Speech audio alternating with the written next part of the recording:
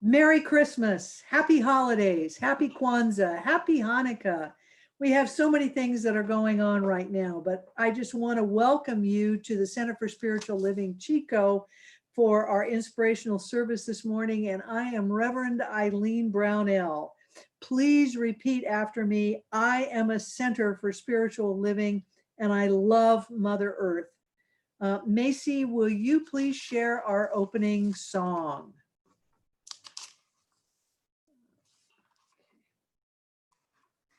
We have, even though it's the holiday time, we do have some activities that are continuing to transpire. And I want to remind you to go to our website for all of our current activities. And you'll find also a place for Science of Mind treatment in our community blog and our latest guided meditation linked there so that you can also enjoy that if you missed it this morning. Don't forget that tomorrow night is our candlelight service on Zoom at 7 p.m. and you will find where to go by reading our latest e-blast, which came out on Friday. That will have all of the connections for you to sign in and be with us tomorrow night. So at this point, I would like to ask all of the practitioners to gather around and hold our precious community in your arms, in your hands, in your love, in your light, as we go into our guided meditation today for the day. So today's meditation is based on the writing of Emma Curtis Hopkins for Unto Us a Child is Born. And she was the teacher of teachers, and Ernest Holmes happened to be one of her students at one time prior to his actually beginning Science of Mind. So the meditation that I'll be doing is based on statements from her writing, and I'll be inserting throughout the meditation her comments about the child that was born. So please make yourselves comfortable right now, wherever you're seated. Just relax, kind of roll your shoulders, go ahead and close your eyes and begin to notice the deep breathing that is moving through you. And know during this entire process, you are one with Spirit and one with the Christ within. With each and every breath, it is deeper during the process of receiving and releasing. As you breathe in, say, God is. And as you exhale, I am. Continue to say that in silence to yourself, if someone is with you, or if you are by yourself, feel free to state that comment out loud as you breathe in, God is. As you exhale, I am. Emma tells us we hear a great deal about getting oneself into harmony with certain forces that are supposed to be moving through this universe. We are told that there are secret flame in our atmospheric ether, which we can extract after a little practice, and it will have an astonishing effect on each and every one of us. This is the light of love, the light of the divine that is deeply within us. See that flame within yourself. Feel the warmth from that flame. Notice how bright it is, for indeed you are filled with love that lights your surroundings and everyone you meet. Love is a powerful elixir. According to Jesus Christ, those powers really all came from the soul principle in each of us And it is what we ourselves have generated that we finally inhale as the flame, the elixir, or the forces. Emma quotes Jesus as saying, "The kingdom of heaven is within you." Emma says there is that deep place in man that says, God is, I am. The flame which people catch in the atmosphere is really something which they liberate from within themselves. For unto us a child is born, realizing that we have liberated something within ourselves during that birth process. It is born from the very altar fire of the heaven within ourselves. Through steadfast watching it, declares of its increase, there shall be no end, now or never, according to Emma. Acknowledge within yourself there is no end to the Christ force that lives within you. So the mind of man now turns backwards and simultaneously stares at its own soul. This is self-forgiveness. What is it you need to forgive within yourself?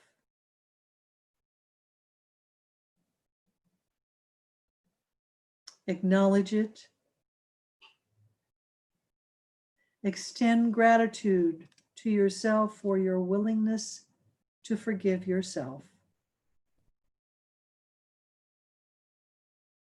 Now take a moment to think of someone you may need to forgive.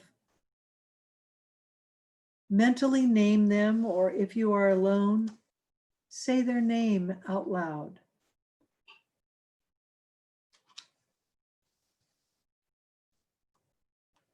Now simply say, I accept you, state their name. I bless you, state their name. I am grateful, God is gracious. Continue to mentally or out loud say this several times. I accept you, I bless you. I am grateful, God is gracious. I accept you, I bless you. I am grateful, God is gracious. Emma continues to focus on the city whose builder and maker is God. We see to face the countenance of the new power. This power has a name.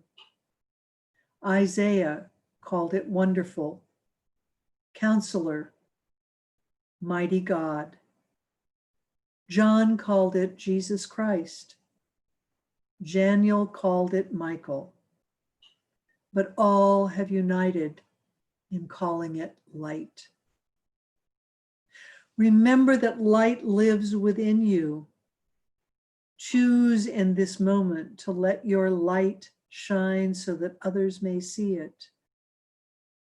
You may see it. You acknowledge and accept your newness as light shines through you. As Mary of Bethlehem caught immaculate vision of the kingdom of heaven, where her soul was dwelling, so all women, all men may catch immaculate vision of their unstainable soul. Don't ever forget, your soul is pure. Emma stated, as Mary of Bethlehem brought forth Jesus, the matchless as his vision brought forth the God in the fisherman. As the vision brought forth a new era, so all kindness united vision of their own soul kingdom doth bring the new heaven and new earth everywhere. As we close the pages on a challenging time in our lives, a year filled by division, sickness, and death, let us release what no longer serves us and move forward in confidence in the light and love of the divine. State mentally or out loud, if you choose, what it is you are releasing from this past year, what it is that you are letting go and refusing to carry with you into 2021. And you do this with ease and grace.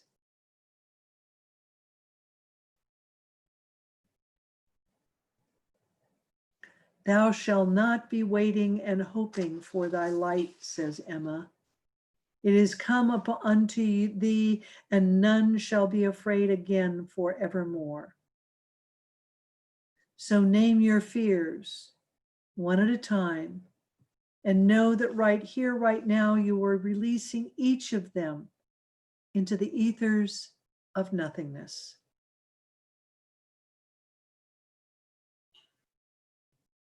Simply state, I release you, now name the fear, and let you go. You have no power or place in me. I release you and let you go. You have no power or place in me.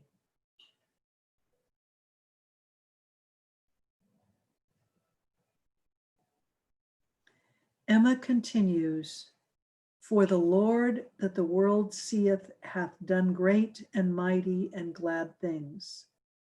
The true light is shining. The very island of the sea feels its beams. The mountains of the west catch its healing changes. We know our truth.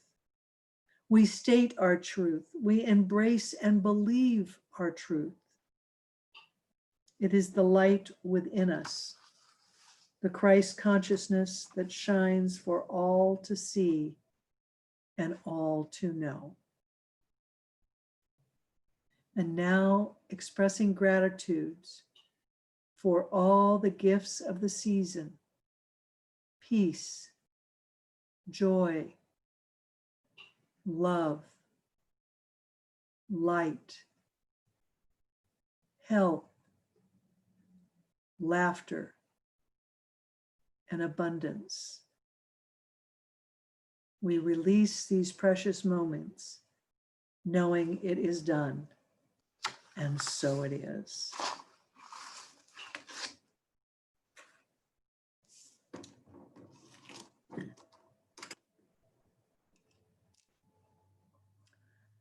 Robert Fulghum tells a Christmas story in The Greatest Gifts of All that people are still talking about to this day in a small Midwestern town, where and especially tied to the name of Wally Perling. That's because Wally's performance that evening at the annual production of the Nativity story was slipped into a realm of legend. All the old timers who were there in the audience that night never get tired of remembering exactly what happened and what Wally did. Now, Wally was 9 years old and he was in the second grade. He was loved by everyone, even though he was a little slow in his learning process. The kids were really clever at finding ways to keep him out of playing in the games, but Wally never really took offense. He just sat and would patiently wait for his turn. He was also a natural protector of the underdog.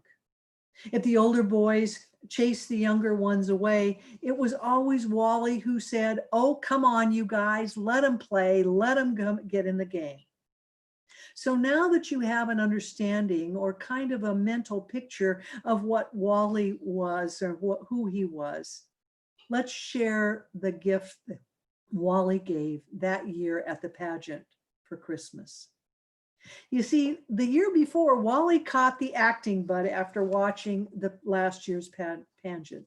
And he fancied himself that ultimately he was going to be the shepherd that played the flute. But his teacher or the director of the pageant had a better idea. She had decided that the role Wally would play would be the innkeeper. And she wanted to do that because there were only a few lines and he was kind of big for his age and he could project a sense of seriousness and be believable for what he would do. So after many, many rehearsals for the nativity pageant, it became time to do the show. And as usual, it opened with a very large partisan crowd and the curtain went up. And no one on stage or off stage caught the bug or caught the moment of the pageant greater or bigger than Wally. He stood absolutely transfixed in the wings as he watched the performance unfold before his very eyes. And then the moment came that it was time for Mary and Joseph to come on stage. And so Joseph walked on stage slowly, tenderly guiding Mary to the door of the inn. And Joseph knocked on the hard door, and Wally the innkeeper came out right on cue. He knew it was his turn as soon as he heard that knock. And so he swung open the door, and with a very brisk and shouting kind of way, he said, "What do you want?" "Please, sir," said Joseph, "we seek a place to stay. We've traveled all day." Wally looked straight ahead and spoke vigorously. "Well, seek it elsewhere. The inn is filled." "But sir, we're tired. We've asked everywhere and no one will take us in." Wally continued to stand there with his chest puffed up and properly sterned and said, "There is no room in this inn for you." "Please, good innkeeper," Joseph said.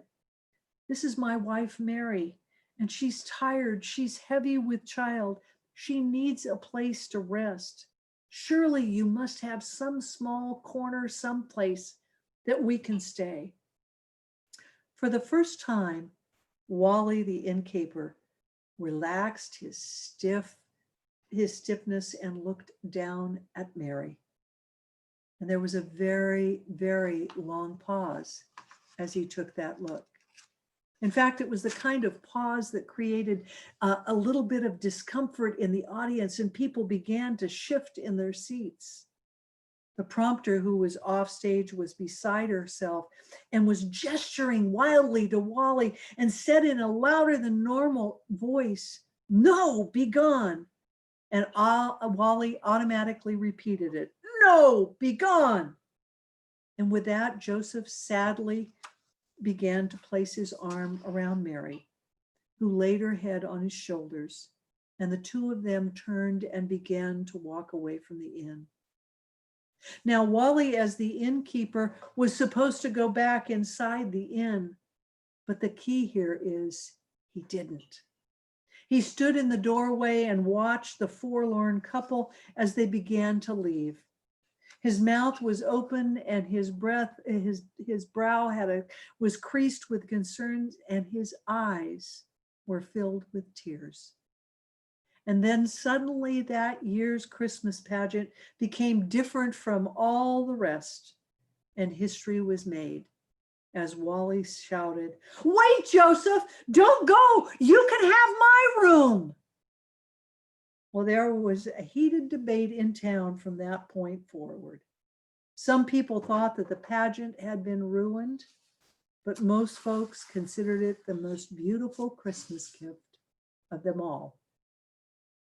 So Christmas gifts come in all shapes and sizes and forms. Some of them are just simple words that mean a great deal to the individual who is on the receiving end. We all know of the gifts of the three magi or the three wise men, the gifts that they brought. And of course, they were presents of love and light for the Prince of Peace. These gifts can also be interpreted metaphysically as the inner resources open to the Christ mind in each of us. We know too that the gift giving was part of the pageant culture in pre-Christian days in Rome that was ultimately taken over by the customs of the Christians as they celebrated Saint Nicholas, who is our modern day Santa Claus. So here we are 2,000 years later talking about gifts of love and light.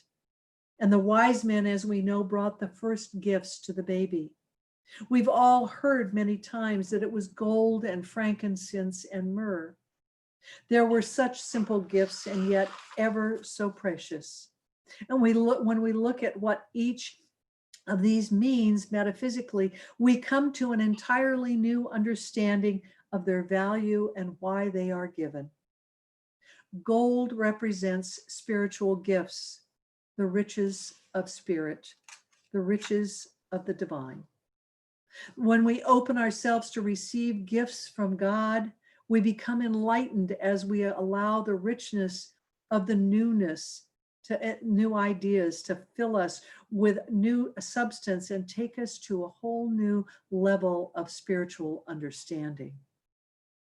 Metaphysically, it represents that each of us can transmute our material consciousness into the spiritual knowledge and understanding. We become willing to move from darkness into light. Myrrh is also an aromatic gum resin and is used as an incense. For metaphysical purpose, it represents the eternality of the spirit. It is an emblem also of the resurrection. It also is the ointment of love. And when we open ourselves to spiritual knowledge, we are in the place of personal resurrection and personal enlightenment. And that brings us to the focus of today's lesson. What exactly were the gifts the baby Jesus brought to the world? Personally, I believe that it was love and joy and enlightenment of a new consciousness. You see, the Old Testament was all about the law, and the New Testament now is about love. Jesus came to teach us about love. And at Christmas, we celebrate the unbelievable love, the fantastic generosity of God to each and every one of us. And of course, that love lives within us, as us, and through us as the divine.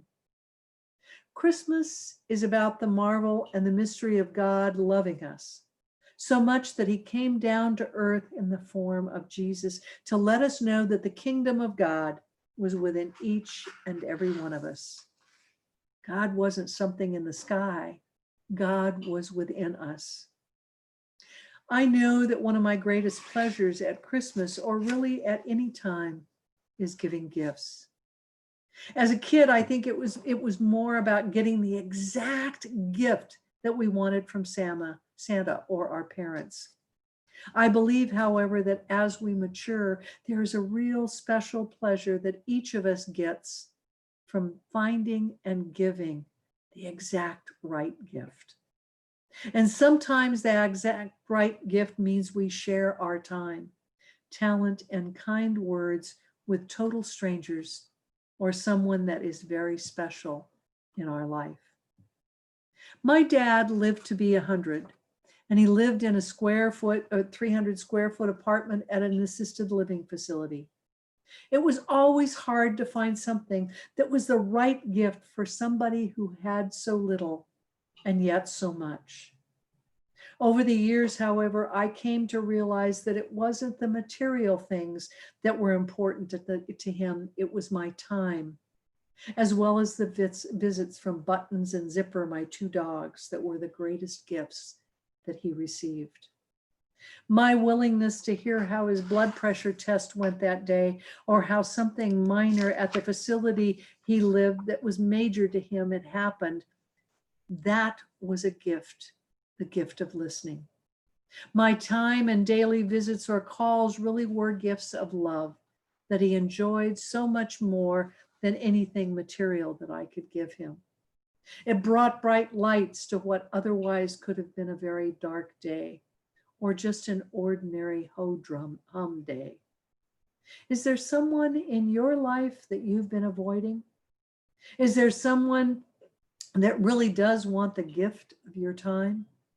When was the last time you called an aging parent, an aging relative, or an old friend that you hadn't talked to in a while? When was the last time you simply listened to someone and allowed them to be heard? Ernest Holmes tells us we should give of ourselves in love and in service to others in a spirit of generosity and good fellowship. To refuse to give is to refuse to receive, for everything moves in circles. Real giving is the givingness of the self. A kind word, a thoughtful act, perhaps just a smile, can help lighten the burden of others.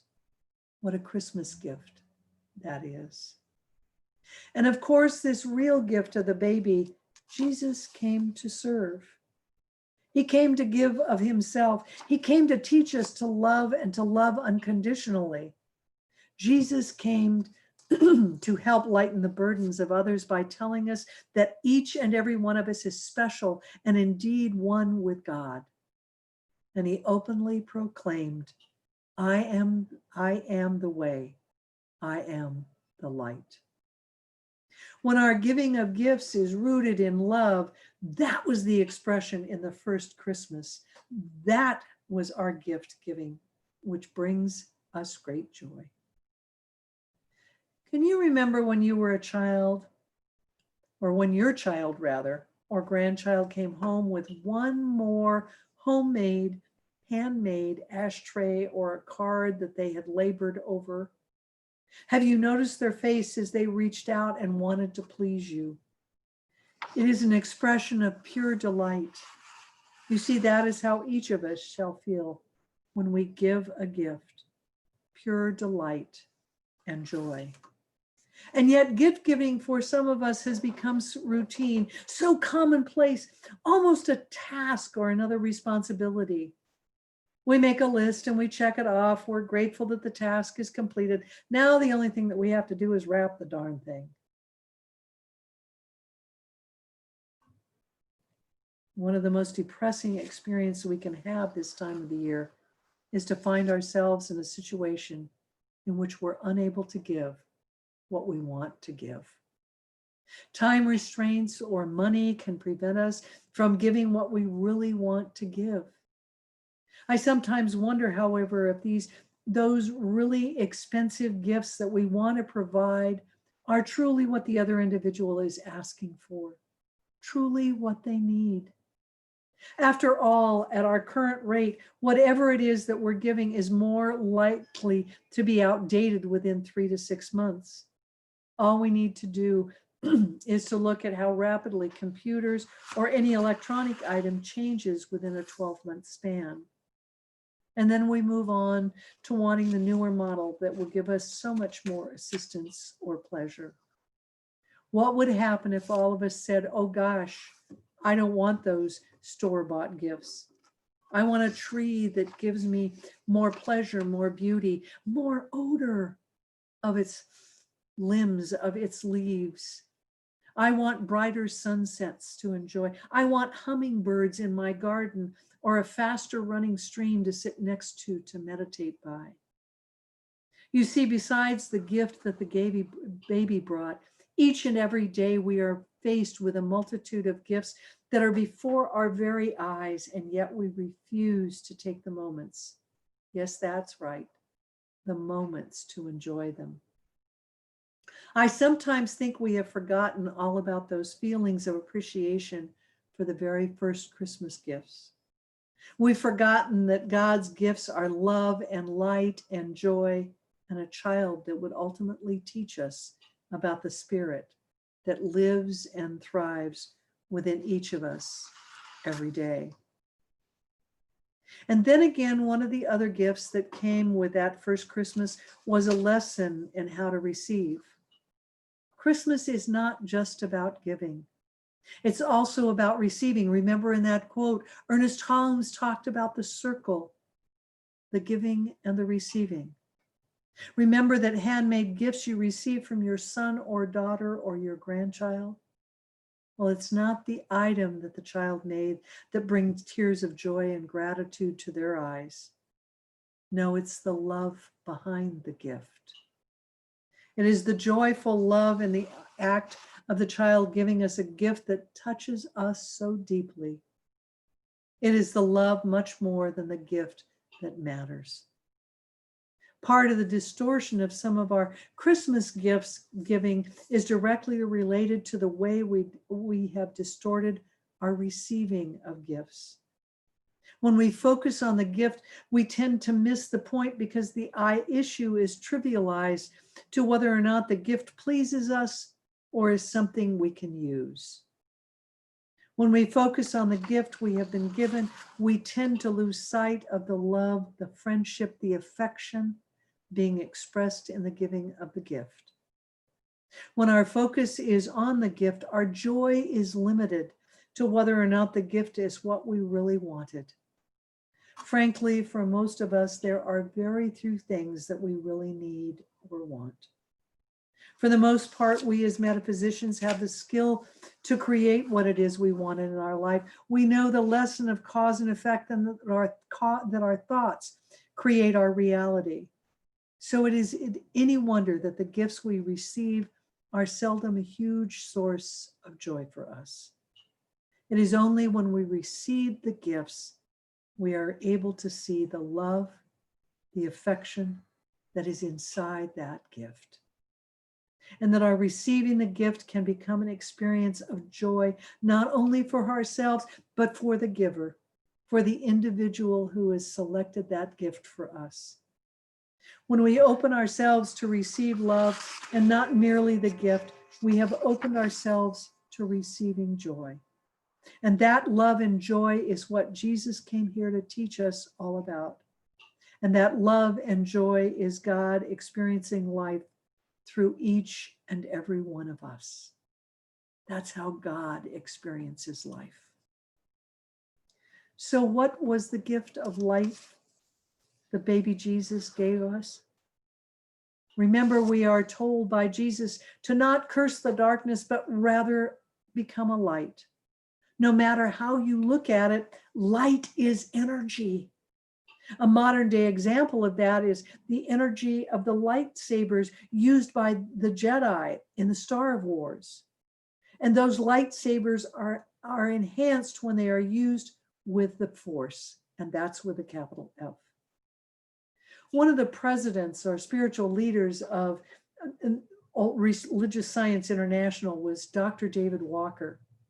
And one time he heard an interview that was given by George Lucas in his home in front of a bookshelf with lots of books on it. And as David watched and listened to the interview that was given, he noticed there was a Science of Mind textbook there. And so later on, he was at some opening in Hollywood at a theater, and there was George Lucas. And so he went up and acknowledged him and introduced himself. And he told him that he had seen the interview and he had one question. He said, I noticed that you had the Science of Mind textbook there on the bookshelf. And have you really read it? And George Lucas kind of leaned back a little bit and looked at him and he said, that's where the Force came from.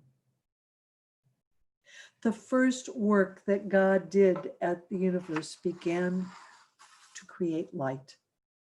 Light is as energy unfolds our spiritual awakening.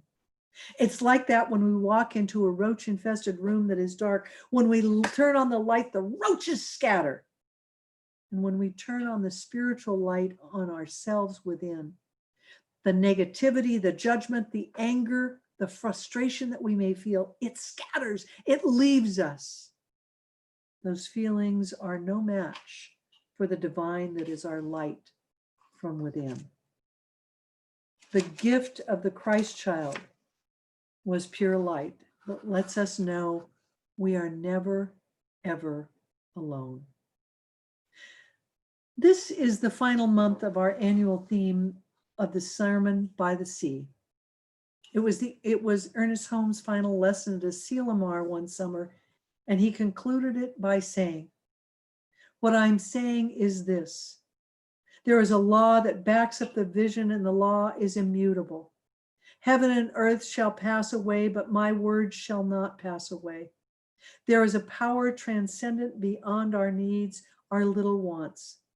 Demonstrating a dream is good if one needs it, or healing oneself of pain is certainly good if one has it.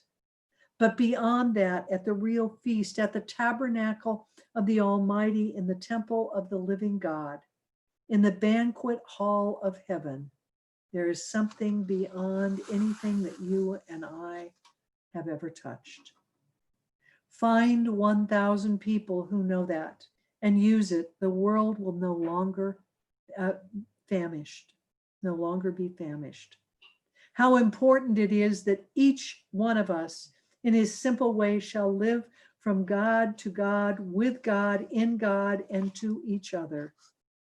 That is why we are here, and we are taking back with us a trust, a vision, and an inspiration, something beyond a hope and a longing that the living Spirit shall, through us, walk anew into its own creation, and a new glory come with a new dawn. When we walk with love in our hearts, spiritual joy, spiritual light is visible for all to see from others, and that we can make Dr. Holmes' prediction a reality. There was once a little boy named David, and during World War II, his father was a soldier fighting in Europe. And so in September of that year, his dad wrote him his letter and asked him what he would like more than anything in the whole world. And David wrote back, "I'd love to have a puppy more than anything else in the world." Well, on Christmas Eve, there was a knock on the door, and David answered it, and there stood Santa Claus. "Is your name David?" "Yes," he replied. "What would you like more than anything else in the world?" Santa said. And again, David's reply was a puppy. And so Santa dug into that red bag that he had brought, and he pulled out a Labrador puppy. And David was so excited to have this puppy. Months passed and the war continued, and soon it was September again. And David received again a notice from his dad, or a letter asking him, "What would you like for Christmas this year?" But his mother, David replied that he wished his father would return, but his mother explained to him that that was not possible, that the war was still going on. So if he couldn't have his dad home that year, he'd be okay with an aquarium and an angelfish. And so once again on Christmas Eve, there was a knock at the door. "Is this your," and it was Santa Claus again. "Is your name David?" And David said, "Yes." "And what do you want more than anything in the world?" And soon Santa found an aquarium with a bag full of angelfish in his gift bag. And so time continued by, and soon it was September again. And David got a letter once again from his father explaining that he was still away fighting the war and could not come home. But what would David like to have for Christmas this year? Now, David missed his father terribly after all these years. And so this time he told him just how very, very much he wanted his dad to come home for Christmas. So if his dad couldn't be there, I guess the only thing that was acceptable was a pair of cowboy boots. Now it was soon Christmas Eve, and as always, there was a knock at the door. When David answered it, there stood Santa. "And what can I give you for Christmas this year?" Santa asked. And David just broke down and cried. What that he really wanted was his dad home from the war. "Is there anything else that I can give you? Maybe a pair of cowboy boots that will do?" "Okay," David said reluctantly, and Santa pulled out a pair of cowboy boots from his big red bag. Now, as David sat down and tugged at his new boots, trying to put them on, he glanced up and he saw that Santa was removing his hat and his beard, and And he was starting to undo his coat. And lo and behold, it was his dad. Now David ran over and he threw his arms around his dad and he hugged him, saying over and over again, "You're home, you're home, you're home." And so you see, more valuable than angel fish and puppy dogs, more valuable than cowboy boots, more valuable than gold, computers, TVs, or clothes is the gift giving oneself in love. David always knew his father loved him. Even though he couldn't be with him, he still sent him precious gifts. And we know to how deeply we are loved by God. Then the Spirit within, by the many gifts we are given, if we only choose to open our hearts, our souls, and our minds to receive. And this is what Christmas is really all about. That constant reminder that we are loved, always guided to a new level of consciousness, and that we are the rays of light God brings to the world through a new consciousness. This is the truth in my life, and this is the truth in yours, and so it is. Just want to remind you that there are many ways for us to provide and give gifts to our center through our donations. And Macy has the 3 ways that we can create donations and that we can offer them. And we're going to skip through the offertory song today, but we are going to say together, divine love through me blesses and multiplies all that I have, all that I give, and all that I receive. And we receive so much. May all of us continue receiving good and positive health. I have a little poem that I want to leave you with today that I think you'll get a little chuckle out of. 'Twas 3 weeks before Christmas, and all through the town, people wore masks that covered their frown. The frown had begun way back in the spring when a global pandemic changed everything.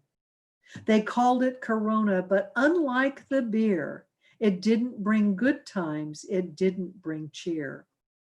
Airplanes were grounded, travel was banned, borders were closed across air, sea, and land. As the world entered lockdown to flatten the curve, the economy halted and folks lost their nerve. From March to July, we rode the first wave. People stayed home, they tried to behave. When summer emerged, the lockdown was lifted, but away from caution, many folks drifted. Now it's December and cases are spiking. Wave 2 has arrived, much to our disliking. It's true that this year has had sadness aplenty. We'll never forget the year of 2020. And just round the corner, the holiday season. But why be merry? Is there even one reason? To decorate the house and put up the tree. Who will see it? No one but me. But outside my window, the snow gently falls. And I think to myself, let's deck the halls. So I gather the ribbon, the garland, and bows. As I play those old carols, my happiness grows. Christmas is not canceled, and neither is hope. If we lean on each other, we know we can cope. And so as I leave you today, just know deep within your heart, within your mind, within your soul, that you are one with the divine, one with the Creator that continues to expand the light and the love and the joy that lives within you as you continue to share it with the world. And so I know this is true in my life, and this is true in yours. Have a wonderful Christmas. Merry Christmas to all. And so it is. Amen. There's a special song that I hope you'll hang around and listen to I think you'll get a chuckle out of it as we close the services today. Have a wonderful time in the coming week. And so it is.